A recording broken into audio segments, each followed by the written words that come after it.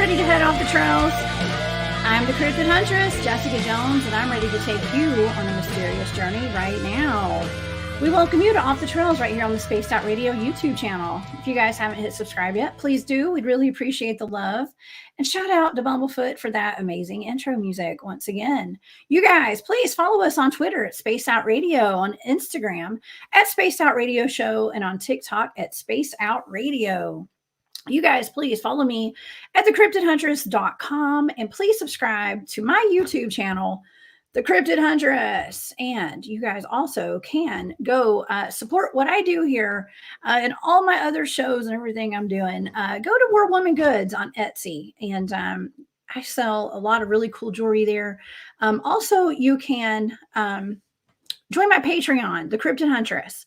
And I don't have any of that pulled up today, so that's fine. Y'all know where to find me. Go to the cryptidhunters.com. Okay, I have a fantastic guest here tonight. I have Nick Valente in the studio. Don't forget that right after this show, After Hours has a really great thing set up for us. They got a really good show, y'all. So please go see them tonight. They got a full lineup. All right, so let's get to our guest. Okay, Nick Valente is a Fortean researcher, cryptozoologist, and boots on the ground investigator. He is also creator and executive of Quad Coalition of Sciences and the head of the International Dogman Project, or the IDP. The IDP is a no-kill organization, and their goal is to gather as much information about the creature phenomenon known as the Dogman. This is done through online research, book research, interviews of people who have had an encounter, and through boots on the ground field investigation of current dogman sightings, and by opening cold cases and visiting those areas. Their goal is to unite researchers and investigators in one common goal, and that is to organize, network, research, and report. And that's what Nick's going to do tonight. Please help me welcome to Spaced Out Radio, Mr. Nick Valente. Hey, Nick. Hey, Jessica, how you doing here tonight? Hey, I'm excellent. I am so excited you're here tonight. We always have really good conversations. Oh, yeah, we do. Yeah. Really good to be on with you. Yes, and you have your finger on the pulse of the Dogman community. Okay, and so, yeah, I actually noticed, I guess it was yesterday, I noticed that there was a name change actually on social media of some of the things that the Dogman Project was doing, and you kind of switched over to the International Dogman Project. Tell me a little bit about that. I had been running the International Dogman Project based out of Finland for a little bit over 2 years now, and our philosophy differs from the NADP, so we decided to go our separate ways. Several of the directors went along with me, and we now have International Dogman Project USA as our main group. We also have International Dogman Project Southeast, Northeast, Southwest, and Northwest. Wow. So we have all those. Plus, like I said, we have the International Dogman Project in Nordic countries, and we're going to be opening up a IDP in Australia very soon. I have a good friend of mine that's boots on the ground there for a few years, and we've been communicating by phone, email, and text messages for the longest time. And I think John will do really well running it. So, yeah. Well, so that indicates that there are dogmen all over the world. If you're doing an International Dogman Project. Yeah, people originally had this idea that they discovered the Dogman in the late 1700s in Michigan and Wisconsin area, but no, Dogman's been around for forever, actually forever. I mean, you have reports in the UK, in England, in France. Mm-hmm. I mean, history shows reports like forever that they've had them over there. Yeah. I don't know how they got there, but Australia is a country unto itself out there in the ocean, and you have Dogman over there. You also have what they call the Yowie, which is their Sasquatch over there. So, I mean, these cryptids do get around, and they're reported. They're constantly being reported. And a lot of people who do report them don't want their names associated with it. They just want to report that they were seen, and they tell their story, and then they go off. I mean, they're not trying to make anything out of it. Not trying to make any money or make a, television appearance or anything. They just want to let people know, hey, I saw this thing here. What is it? Hey, can we get somebody out here to investigate it? And that's what I get all the time. Every month, I'm logging in calls and messages and emails, anywhere from 25, close to 50, in most months. Sometimes it's slower, but Wow. generally never less than 25 notifications. Oh my gosh. I mean, that's a lot. That's a lot of calls, Nick. That's a lot of potential dogmen running around. But It now, sure is. what are the odds of it being a dogman when you guys go out and investigate dogman reports? Is it oftentimes something different other than a dogman? The things that these people are seeing. Yeah, and oftentimes it is something different. We do sometimes find out exactly what that creature, turns out to be. For instance, we had several calls. We had 7 calls in 5 days, and then I had to call the people up to find out because it was all in the same area. This was in North Okay. Carolina. I got 7 calls, 5 days. I talked to the people on the phone or like we're doing right now in video cam because that's the best way to do it. And Because you like can see in their eyes. everybody was reporting what they were seeing, and I was like, wow. It turned out to be 9 reports in 10 days, but by that time we had already left. I got a team together of 7, and we took off for North Carolina, and we arrived there on Wednesday, the 4th of January. At that in the evening, we set up our equipment and everything, and we went out into the area that night. Now we're fully jocked up, by the way. I mean, we were everybody's former military in this one team. We do take civilians with us sometimes, non-military, but this time Mhm. we had to leave too fast because the reports were coming in, and I talked to everybody. I verified that it was a viable report to investigate, and Okay. we took 2 SUVs and we went right down there. I'll tell you where it was. It was Washington Nice. County, and it was right near Phelps Lake. So for you people out there in North Carolina, Okay. that's where we went. Um, they said that they saw a black hair colored uh, cryptid that was walking on 2 legs, bipedal, uh, tall ears, Okay. and a very, very large snout. Uh, and like I said, this was reported by 7 different sources who I did speak with. And then when I was already there in North Carolina, 2 more reports came in. My admins who are over here, who are just wonderful admins, they handled it from there. And they, called me up and let me know what was going on. But yeah, if you have time for the story, I'll give you the whole thing. Yeah, I'd love to hear it. I'd love to hear it. Okay. So Wednesday, we Yeah. got there Wednesday. Like I said, we settled Okay. in. We got all decked out. We got into the wooded area over there in Washington County, right near Phelps Lake in the area. It's quite a big area. We do have night vision. It's not the type where it has infrared. We have the regular white phosphorus colored night vision that we use. Okay. And we were out there, and we did come upon right off the bat, I think about a half an hour into our checking of this forest area, we came across a super large pile of scat.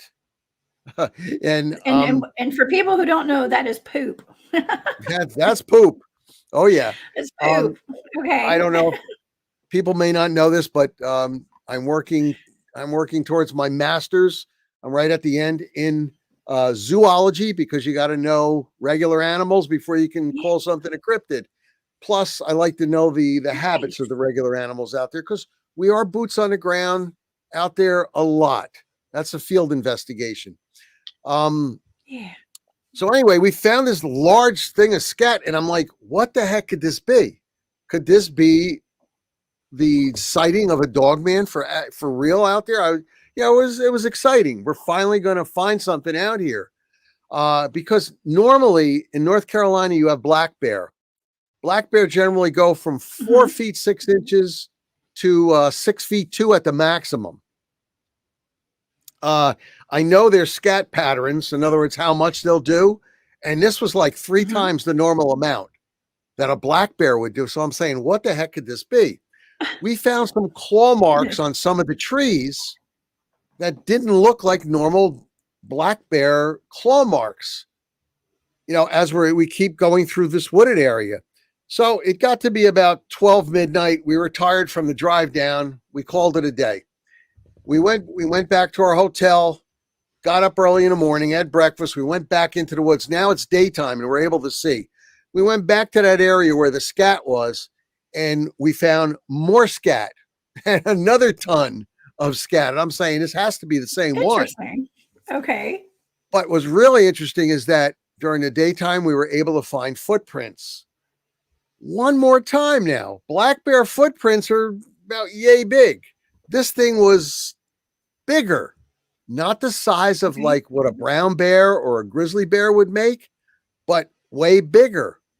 And I'm very well aware that when an animal walks on all fours, the front paws go down, the hind legs come up and may touch where those front paws are, and it sort of gives the appearance of a longer, footprint. But this wasn't Mhm. the case here. This thing had a footprint just bigger than your normal black bear, and I'm saying maybe we have something here. Maybe we have a female dogman, or maybe a large juvenile. So we go through that day, which is Thursday morning. We don't find it very much more evidence. We came back at nighttime Thursday night. Came back Friday night. Uh, didn't find too much more evidence from what we found the first couple of days. Saturday morning, we got out there really early, and we're about a quarter of a mile into the forest area. Now we wear these headphones, and they amplify your hearing. Now, if a gunshot Yeah, goes yeah. off, it cuts off so it doesn't hurt your ears. But in the Yeah. I meantime, have it a set of those amplifies. or two. Yeah, it Yeah. amplifies your hearing in the meantime. Yeah. And we're hearing something coming towards us. So, mind you, there's 7 of us. We're in a diamond formation. We take a knee, and we're ready for whatever's coming towards us. And we're listening and we're Okay. listening. And this thing is like crashing through the woods. And we're saying, this could be it. This definitely could be it. So we're ready. We're not going to be aggressive, but at the same time, we're going to defend ourselves. So we have rifles up and we're ready. And I'm speaking to everybody through our ear comms, and I'm saying, okay, everybody hold on. Let's not do anything until I give the word.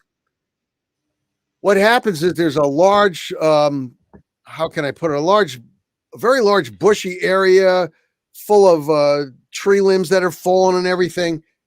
And it stops suddenly right in front of it. And that's about, I got to say, about 17 to 20 feet from where we are taking a knee. And Okay. we don't hear anything for a little bit.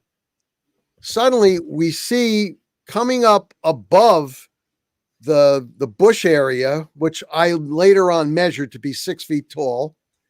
I see ears, very large ears, and Oh, wow. it keeps coming up and up to where its chin is, and it has a very, very large snout. It's black, and I'm like, I'm looking at this thing, and I know zoology, and I've studied wolves and bears actually the most, because that's what Mhm. I would meet out there that would be, Yeah. similar to a dogman or some type of a cryptid, maybe a chupacabra. So anyway, I've studied that, and I'm looking at this thing, and it's up like this, and it's sniffing. Now, bear, no matter what they are, black bear, polar bear, brown bear, grizzly bear, they will go up on 2 legs to sniff. This thing really did at first look to be a dog man because the ears were so big, and this thing was so tall. Um, Wow. I later on, after everything was over, I went and threw a tape measure, and I think this thing measured to be about 6'5". Um, it starts sniffing around while we're still down on one knee and we're looking at it. And it looked at us, and it took 3 steps forward and growled On 2 really legs? aggressively. On two legs, right? Yeah, on two legs, not on Wow. fours, on two legs. It went right through that wooded area, right through whatever the bushes were. I don't know what kind they were. I mean, they were devoid of any kind of leaves or anything, but it was very thick. It Yeah. went right through it like it wasn't there. It growled very aggressively. I told everybody to stand down, and the two fellows who were up in the front, I told them to light them up with the bear spray, and they did. We've Uh-oh. got bear spray that shoots 36 feet in a conical spray, and Ooh. both guys shot at it, and it hit it, and the immediate reaction was it dropped to all fours, put its snout down, into the ground, and took off. It just took right off out of the area. I estimate that this creature was 700 pounds. Like I said, I put a tape measure where the brush area was that its head was above. I estimate it was 6'5", but I'm going to tell you, it was not a dog man. It was a black bear. But the people that had been seeing it thought it was a dog man, and they were reporting this to the Dogman people, the Dogman Project. Yeah. And they also reported it to the park rangers too. And the park rangers were kind of poo-pooing them about it, telling them that they do have black bear in the woods here. Right. But I later reported it to the locals, and the locals said that in the same area, maybe 15 years ago, they had a 850-pound black bear that was really large also that they saw in the same area. So I had a report to my people in the Dogman group that I run, all of the Dogman groups, actually. I posted a report. Unfortunately, we did not find a dogman, but what we did find was an anomaly. This black bear was 700 pounds and it was 6'5" approximately. And the snout was not regular size for a bear of that size. It was like double the size. And that's probably why the people were thinking that this was like a dog man, because it almost looked wolf-like how long it was. But unfortunately, I'm going to tell them the truth. It was a black bear. I would have loved to report it being a dog man, but it was not. It was an extremely large black bear that was an anomaly. Now, some people got back to me saying, "Oh, how could that be? How could that be? At this time of the year, the bear are hibernating." No. Something you got to look up. You find out that in North Carolina, black bear do not hibernate. They do not hibernate in North Carolina. I checked with the Wildlife Society in North Carolina, and they confirmed that they do not hibernate. So you'll see them all year round. And like I said, bear like to poke their nose up, sniff around, see what they smell. Unfortunately, we didn't find one. Well, I think it's fortunate that you didn't find a dog man, actually. I think it's fortunate. Yeah. Well, I would have loved to have seen what pepper spray, bear spray would do to a dog man. In my opinion, I think it would burn its eyes. I think it would burn its nose, its throat, its mouth. Yeah. I mean, they can smell better than we can, and they have eyes, so it's going to affect them. But I would have loved to have seen if it would have done that. Yeah. Nick, love in our chat has a good point. They'll close down national parks due to bears. However, they don't seem to close down parks due to dogman attacks, do they? No. Yeah. But in LBL, they did kind of try to mask the area, because I've been to that LBL area that back in the early 80s, they had what they're calling a massacre of a family of 4. What they did was they brought in bulldozers and put some berms up. The berms are about maybe 2.5 feet tall, but you can still see there's berms there. And they used to have square concrete inserts with electrical outlets, and those are no longer there in LBL, Tennessee, and LBL, Kentucky. So, they don't have them there anymore. So I guess they tried to hide it for some reason. And it had to be that. I think most of my audience knows what the LBL is, but can you kind of explain to people who aren't familiar with the LBL what's there? Well, in Kentucky and Tennessee, they share a large lake that's called the Land Between the Lakes, and it flows between Kentucky and Tennessee. And generally speaking, down in Tennessee is where the dogman hang out, and up in Kentucky mainly are the Bigfoot. And in the center area, the twain shall meet. Sometimes they inhabit both areas, but dogman and Bigfoot, from all the research I've done and talking to people over the years, they don't play well together at all. So they do try to avoid each other. Yeah, they try to. And I think Cryptoville here in the chat, he actually lives up there near the LBL. So he hears a lot about the LBL, I think.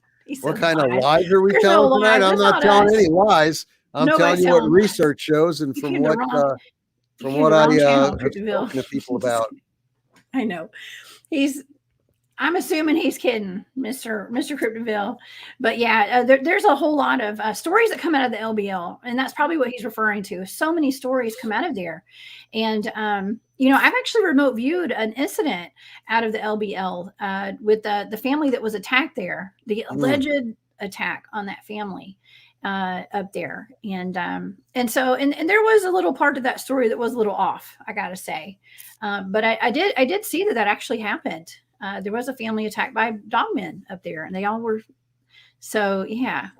But anyways, so the LBL, that's a place where a lot of people go. I don't recommend going there. Not at nighttime, anyway. Dangerous, right? Not at nighttime. Yeah. I'll tell you, when I was there with DA Roberts, when we went in during the daytime, and there was people there. There were people near the lake area going in the water, barbecuing. There were some camper trailers out there. When we went at nighttime, it felt like you were being like smothered, like enclosed. When we were going in there, you had a feeling that the park area just didn't want you there. When we got out of my vehicle, which is an H3 Humvee, which I kind of up armored too, because just in case, we were traveling down all kinds of roads. We went to Nickel Cemetery. When we got out, there was not one sound of wildlife. The only thing that we found was that didn't fear anything were the bugs. As soon as I hit a big spotlight, boy, we got deluged by the bugs. And it was a lucky thing. I brought some special bug spray that's natural, not deep or anything like that. And I sprayed DA and myself with it, and the bugs disappeared from us anyway. But that was the only thing out there. And even during the daytime, we found it was strange that there was no squirrels, rabbits. There was no coyote. I mean, if you've ever seen coyote out there, but there were no deer. But I mean, squirrels? Seriously? You can usually see that's common actually for where I do my research. My teams, we go out. There's no wildlife around. It seems like very rarely do we ever see squirrels or even birds. But this place, like you said, there was no birds there either. But there was no deer. There was nothing, absolutely nothing. And we hit all the trails at nighttime that we could possibly hit. When we went back in the daytime, we hit those trails again. I mean, it can't be. It can't be. I mean, you've got hundreds of miles of trails there, and there's no animals. I don't know. There's something going on. Well, that could be explained by a couple of different ways, though. I mean, if you look at it from a dogman and a predator type of view, with all the Bigfoots, especially with the violent Bigfoots that are said to be out there, and the dogmen and dog women, it could be that there's predators out there, and the little animals don't want to make themselves known. Well, they wouldn't be in that area if there was three things missing. Number one, shelter. Number two, water. And number three, food. And what's food for them? They're either going to go in. Now, Dogman is an exceptional swimmer. They can go in and maybe get fish, but that's not going to last that long. They're going to need, rabbits and deer, especially deer. And there was just nothing out there, nothing at all. So what does a dogman eat, Nick? What do you think they eat? I would think they would eat things that are out in the wild.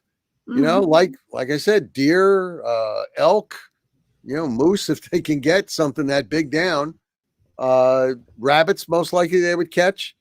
Uh, from reports that I've read, there's coyote that have been ripped apart, in an unnatural way. The chest ripped open, the internal organs taken out. Anything that's in the wildlife. I guess they would eat, birds and if Anything you people can had, grab. yeah, I mean anything they can grab. We have a couple of people out in Texas that have farms and ranches, and they have chickens and stuff. And one gentleman reported a lot of his chickens missing, and it wasn't due to coyote. He was telling me that.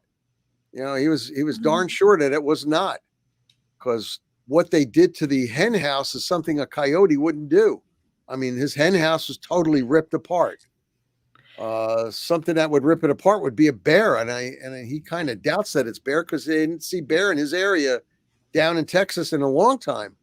So, Yeah, that's what he's thinking it was, and that's the reason why he contacted us.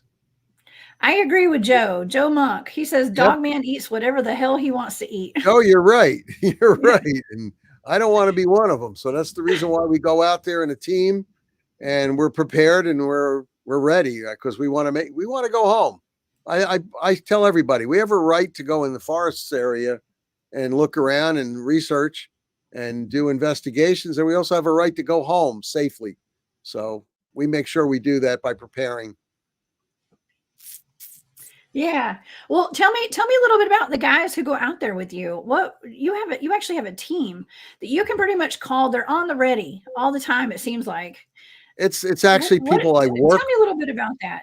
Okay. Well, they're people I work with, and the organization that I work with does security, and they hire former military guys. Okay. And I'm the, I guess you would call it the instructor over there for training, and I can go to the boss when I have something come up and not exactly tell him, what came up on my end, my personal life, but I say the guys need some training in a forest area.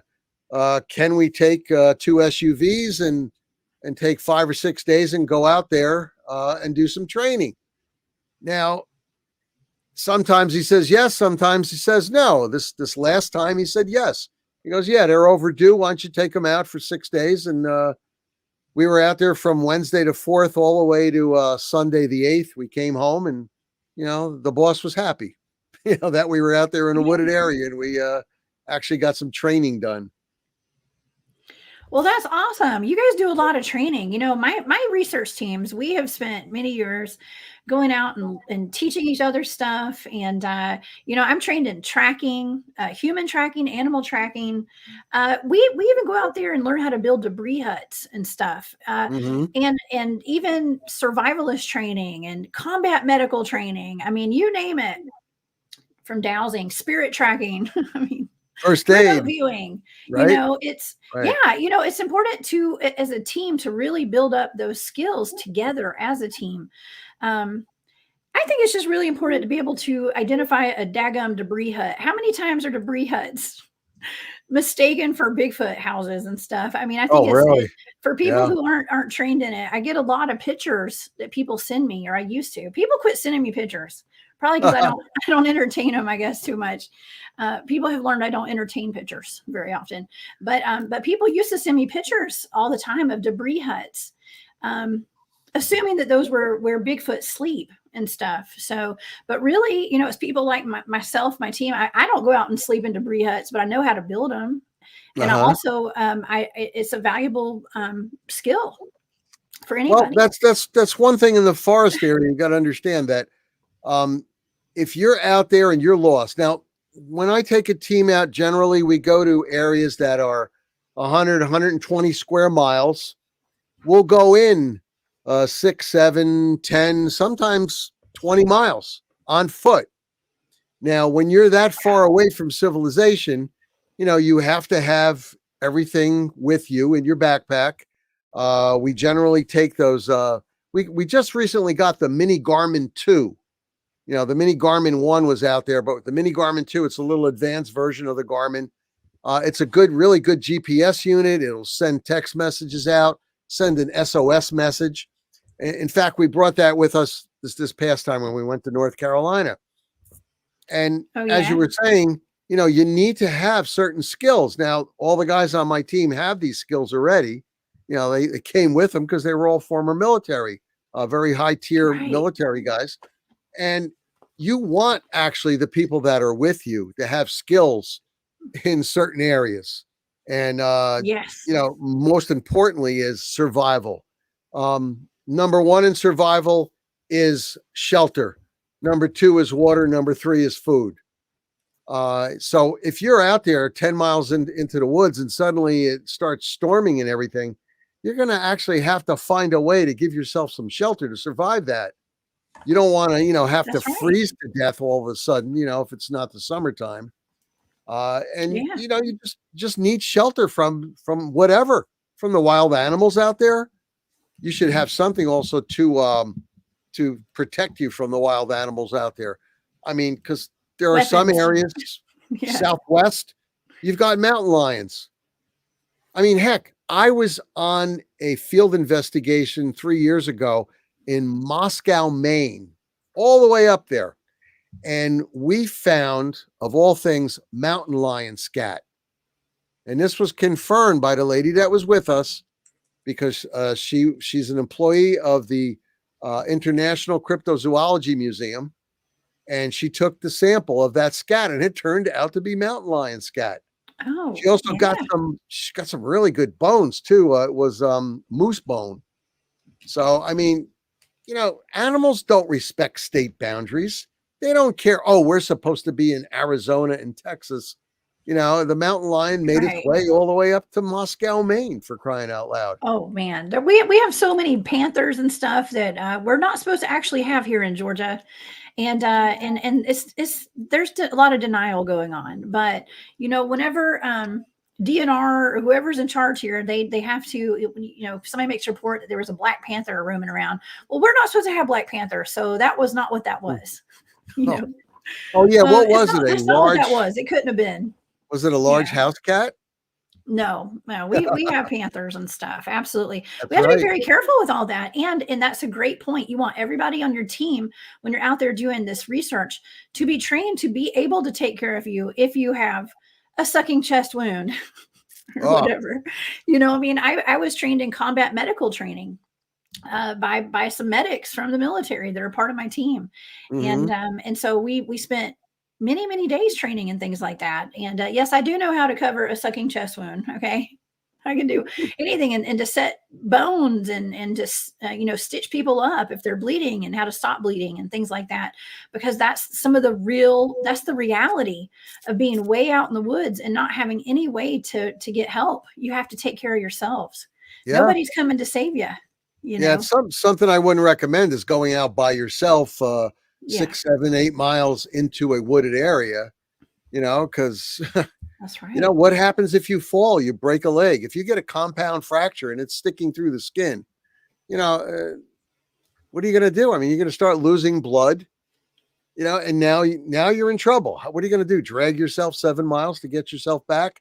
You really should have some way to communicate. And I'll tell you, when we're out there, sometimes when we go past the 5 mile zone, cell phones aren't working anymore.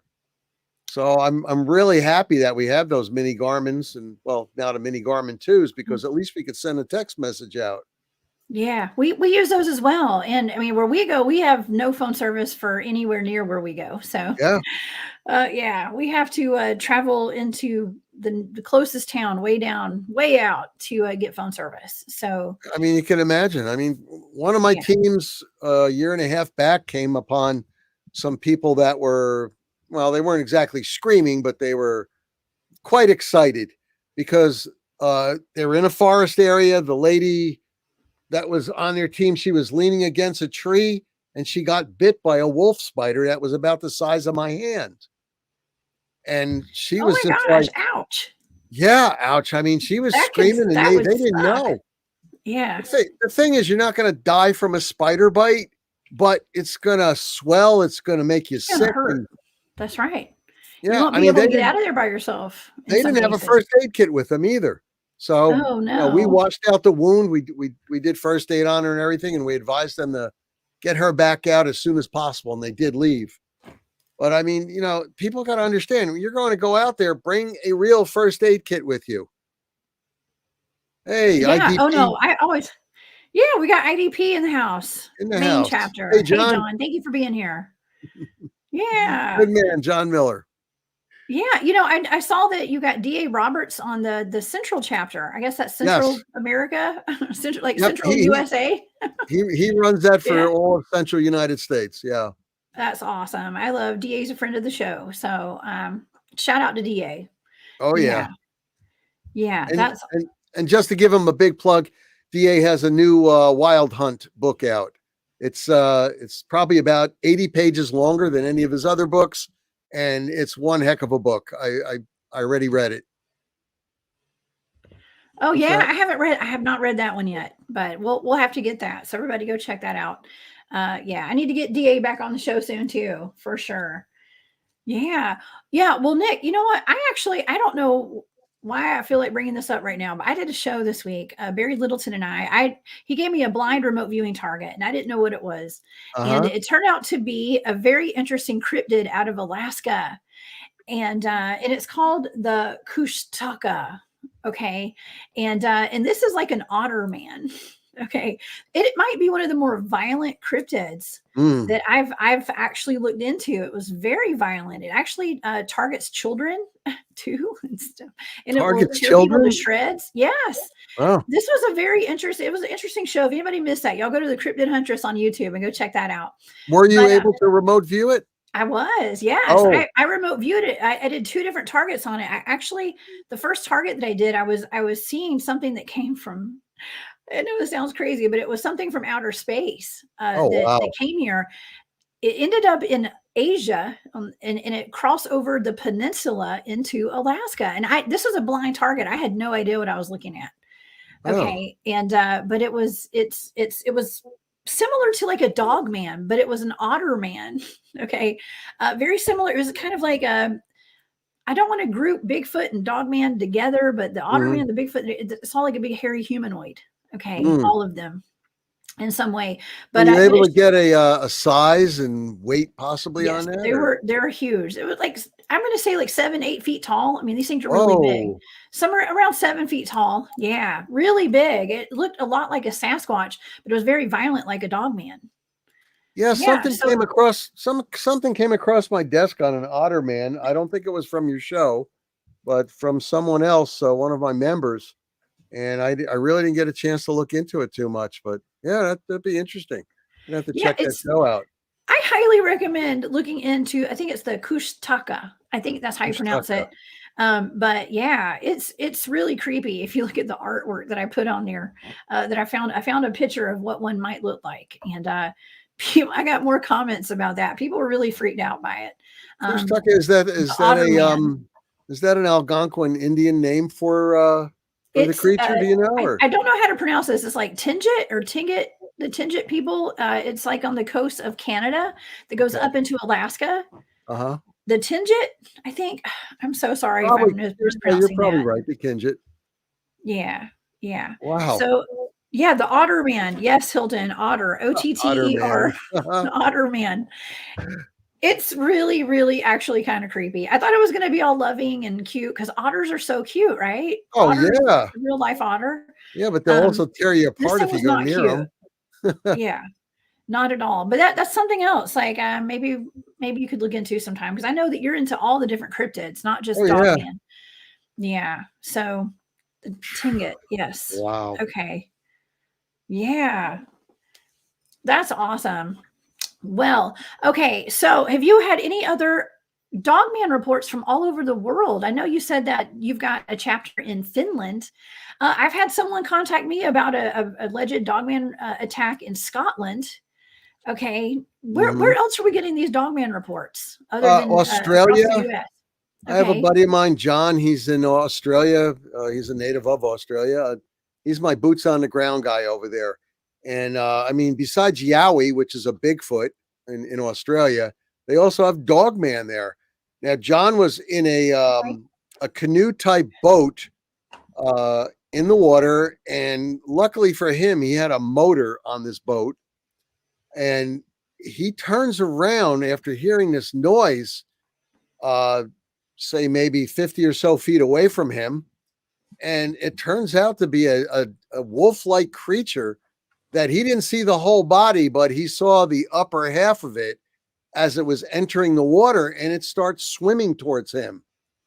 Oh, Well, he didn't skip a beat. He got that motor going on the boat and he took off. And he says this thing was actually gaining on him at first until he got his engine up to speed there. And he didn't stop until he was miles away from that point.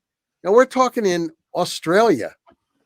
So, yeah. I mean, like, how does Dogman go from United States area, Canada area, all the way across the water and wind up in Australia? There's no way to get there. That's just something that has to be thought about and investigated. I mean, it's got to be native to there, I guess. I Well, don't know. I mean, if you're a flesh and blooder saying, yeah, it's flesh and blood only, well, what I'm trying to lead to is this. It could be that it got there through a portal. Maybe there physicists tell us that there are 11 dimensions. And how do you go from dimension to dimension? You got to go through a portal of some sort, right? Yes. Or maybe they're alien. Maybe they came from outer space from a UFO and were deposited there. So that's my only explanation, because Australia is by itself. Right. Okay, Nick, that was part of my remote viewing data. And you got to keep in mind for the otter man, I just had a set of numbers. I was doing a blind target coordinate remote viewing something. And it was like a species of something that came from off planet, and it ended up here, and it's been here for some time. And so we had a very interesting conversation about that. Now, I'm all about the portals. Okay. You know that my team has documented a portal. We sent people inside of it and they came back out and talked about it. Grumpy's one of those people that went inside the portal, who's a dogman investigator as well and on my team. There's something that comes up in my remote viewing data pretty often when I'm looking at Dogman, and it's something that you and I we kind of, not that we have like a disagreement on it, but I believe that our government is responsible for some, not just our government, but there's some other faction that's perhaps creating these dogmen as well, or housing them somewhere, and maybe they're taking them all over the world. I mean, is that a possibility at all in your mind? In my mind, I have to respectfully disagree. Okay. Because look at you and I disagree, and it's okay. It's okay. Look at what a dogman is. 7 feet 6 inches tall, maybe bigger, 650 pounds of raw muscle, 3-4 inch claws, canines that'll rip the neck off of a wolf, for crying out loud. I mean, something like that is an apex predator. Even though you created it, it's going to be thinking 24/7, every day of the week, every second it's living. It does not want to be controlled. But they can also be tranquilized, couldn't it? You're not going to control something like that. I mean, why create something like that if you're going to tranquilize it and keep it, in a dumb state? To be a super soldier or something. I mean, I don't know. I'm just putting it out there. If they want to weaponize something like this and make it into a soldier, it's not going to work. It knows it's an apex predator. It knows that it's stronger. Okay, let me back up. Maybe it's not the government. Maybe there's something bigger out there. Maybe it's like something, I don't know. Maybe what if it's aliens? Well, I don't know. I'm just saying. I have an insight into our government, and I have a lot of friends that still work for it, and I've asked the question, on the side, and it's no. So maybe there are science labs out there. I mean, just like they created the virus that hit us a few years back. I mean, maybe there's labs out there creating these things. Who knows? But I kind of disagree, because you can't control something like that. You absolutely can't control it. Okay. Blue Cruise, thank you for that super sticker. I meant to thank you a while ago. Thank you so much. Yeah, I see in all this remote viewing data that I do that I think that there is some kind of program where they are kept and transported personally, Mhm. but that's an argument. I don't want to argue. We're not going to argue about it, but I just Oh, I'm think not that arguing about it. I'm just there saying I could just be can't something see more how. to it.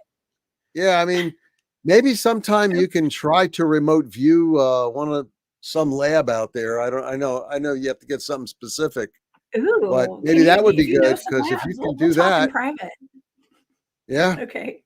Yeah, I totally can. I mean, I've remote viewed several Dogman reports, and I do sometimes come across facilities that are underground. Almost every target I do, there's a Mm. facility underground. And I'm going to be talking about that live and in person at the Journey to Truth conference in Grafton, Illinois, at the end of May. So if you guys want to come out and hear my presentation, y'all please come out to the Journey to Truth conference, and we're going to be talking about some of that secret space program stuff, and some of the stuff I have remote viewed will be presented there as well. So stuff I don't talk about on air actually. So Mm. so yeah, that's going to be interesting. That'll be But good. yeah, like black projects, yeah, things like that. So black hat, yeah. It's really interesting to actually put that out there and have conversations about this though, as far as to like what are the origins of Dogman, how do they get to Australia, do they swim, how terrifying is that to think of a Dogman swimming up behind you when you're in your boat, or if you go swimming in a lake and a doggy paddles up to you, you know and takes you under. I mean, that just adds a whole other layer to the Dogman phenomenon that is terrifying. Well, I know John from Australia. He was terrified of that, and he got out of there. And I mean, he looked back a couple times, and he saw that head still sticking up out of the water, and it was gaining on him. And I Oh my guess he got gosh. his engine up to full power, and he just got on land, pulled the canoe out, and that was the end of it. A No canoe? more. Did he have a motor on it, you said, or Yeah, was he it was a paddling? canoe type boat. Okay. I'm not that up on what kind of boats that they use out there, but it was a canoe type boat because I said to him, "You had an engine on it," and he described how the back was that they can put that there. So, oh, that's something. Yeah. Hi, Larry. That's that's really scary. Larry said you need to holler at him. Okay. Yeah. Wow. Yeah. Interesting that you bring up portals. I'm really happy that you have a very open mind when it comes to the interdimensional aspect to these cryptids, the potential interdimensional aspect, the supernatural side to all of this, because I feel like that's where the research is going now. And I have been guns blazing, gung ho about cryptids having supernatural phenomenon associated with them since the day that I went public with any of my research. Um, and Well, so I applaud you yeah, for at least being open minded to that stuff. you have to be open minded in cryptozoology because you never know where this thing is coming from. Uh, when I first started with the dog, I mean, I started in cryptozoology quite a ways back, but I had a encounter with a dog man in 2013 and I didn't know what it was. And from that time on, from 2013 on, I kept researching it, investigating it, speaking with people. I'm talking tons of people and researching like you would not believe. I thought it was a werewolf at first, but I never knew a werewolf could be over 7 feet tall. And, you have to have an open mind. At first, I thought, well, maybe it's been here for all these years, for all these decades, centuries, whatever. Then I research these reports, it's hundreds and hundreds of reports, speak to hundreds and hundreds of people over the past decade, and you sort of get a different worldview of things. You got to think outside the box. Yeah. And at some point or another, I'm saying, well, maybe because they disappear, just like Bigfoot disappears easily, maybe they are using portals. Maybe they are being transported up into a spacecraft. Maybe they are supernatural in a way that they can disappear. Mhm. And that's a really scary thought, though. If they're that kind of supernatural where they can just disappear right in front of you, because that means then Bigfoots they do can it. reappear any place. Yeah, Bigfoots do it, Yeah.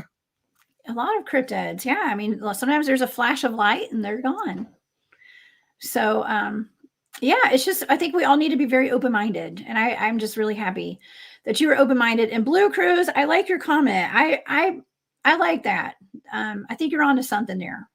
And so yeah, I think that I would like to look into Dogman's origin more. That would be a really cool remote viewing target for me to do. Oh, that would. Um, Yeah, or for my whole definitely. team to do. I think that would be really fun. Yeah. Because we haven't really gotten into it. We haven't gotten into Dogman so much on my teams. We do have some spots, like Bob Grumpy. He does take reports Hmm. still and goes out and investigates Dogman on people's properties and stuff. But my team, we've mostly been into the Bigfoot phenomenon, which involves aliens and portals Hmm. and UFOs. So yeah, Yeah, uh, I mean, like, where did those big guys go? I mean, they're they're walking, and suddenly you don't see any more footprints. The right. Bigfoot. I mean, It, where would they go? Where and could they possibly go? Well, that's a great question. Where do dogmen sleep, Nick? Where do you think that they sleep? Like where people would always ask me, well, where does Big sleep? And a lot of people would send pictures of debris huts and stuff that actually humans had made Well, that I would see, but that doesn't mean that's always the case. There could be like nests and things like that.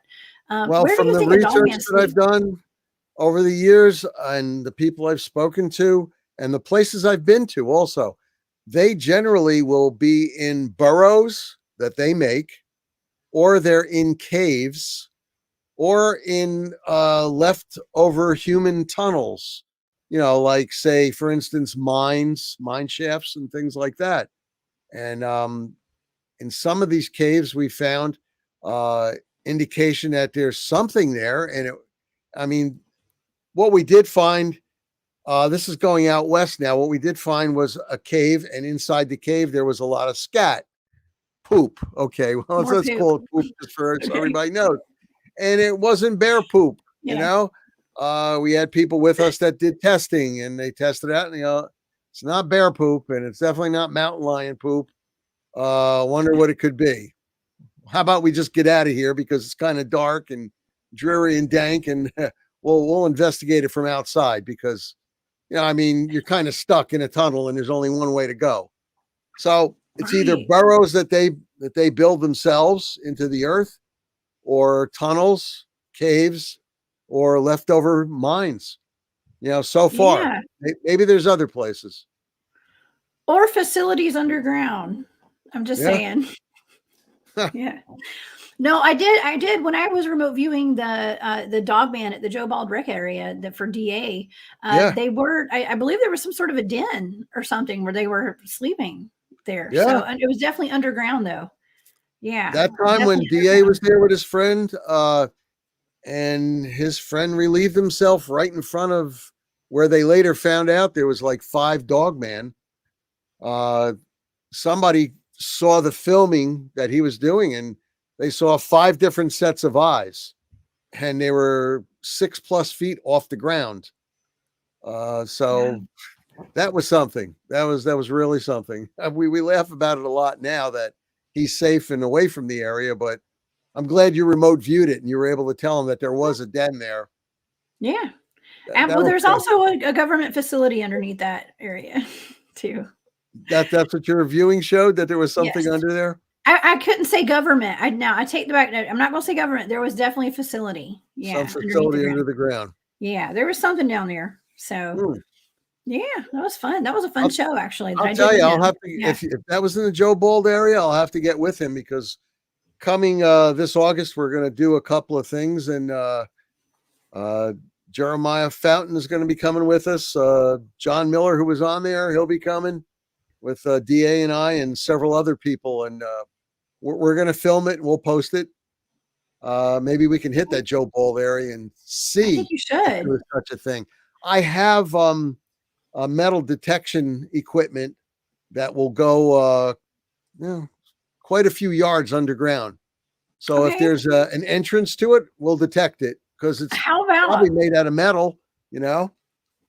well, I have an idea. Why don't I collaborate with you guys and do a remote viewing target and try to pinpoint some things for you guys there before That you would go? That would be that would fun. if you could pinpoint it, that Yeah, would settle that area down a lot easier for us to go through. absolutely. Yeah. Oh All my right. gosh, Well, I it's a can't deal. Let's imagine. do that. We're going to plan on that. Yeah. We'll do some collaborations this year. That sounds fun. Or maybe you With can the come with International us. Dogman Project. Yeah, Maybe you can come with us, that would be I would great. love to. Yeah, that would be fun. We could All right. set you out there as bait and, I would totally do that. yeah. Yeah. It's my favorite thing. I'm bait. I ain't scared. Yeah. I heard your team uses you like that a lot, so. No, no, I volunteer. They don't use me. Oh, you I do do? it. Yeah, they don't. Yeah, I do it willingly. Well, that's good. Absolutely.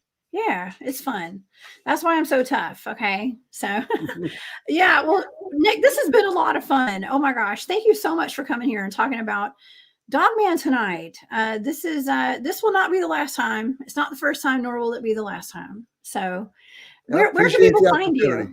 Yeah, Well, tell the audience where people can find you and tell everybody about your podcast with Jeremiah. okay. Well, Jeremiah and I do On the Trail in Search of Cryptids. Generally, we film it on a Sunday night, and he edits it and puts it back out on a Monday morning. If you want to ask questions while we're on that show, we usually interview researchers who are out there in Okay. the field. Uh, Several people out there that have written books. Carter Bouchard, for one, he just came out with a new book, and we had him on the show. And Carter came out with some interesting ideas that I've never even thought of, which is a big reason why I love talking with these guys. But we always have some good researchers out there on the show. You can find me on Quad Coalition of Sciences on Facebook. Send me a message through Messenger. I also run the International Dogman Project USA, also Nordic countries, and all the different North, South, East, and West areas. D.A. Roberts is the head of the central area if you want to contact him. But yeah, just give us a shout on Facebook, and we always answer your questions right away. Yeah. Nick, you're on it. You're on it. You're so good about taking reports and really looking into this stuff. So I applaud you. Thank you so much for all the work you're doing Appreciate out it. there in the research field and just being boots on the ground. We need that more than anything. We need boots on the ground researchers like yourself. And so I'm honored that you come on my shows and come and talk with me about this stuff. So thank you. You're one of my favorite people. I love coming on your show. It's Oh, well, great. thank you. I Thank you. appreciate That's a it. compliment. I'm highly honored. All right. Well, Nick, have a wonderful night. Thank you so much for being here, and we will see you next time. Okay. You too now. Bye-bye. Okay. See ya. All right, y'all. That was awesome. Don't forget that right after the show, After Hours has an amazing program set up for you guys. Are going to take you on a mysterious journey for the next 3 hours. Tomorrow night on Off the Trails, I have William Nighthawk coming on, and maybe Dennis Carroll's going to come with him. We're going to be talking about giants, not only giants, petrified giants. Okay, so this is going to be really fun. But for now, I'm the Cryptid Huntress. You guys, thank y'all so much for being here. The chat was awesome tonight. I will see y'all tomorrow night. Y'all have a good night. All right, bye for now.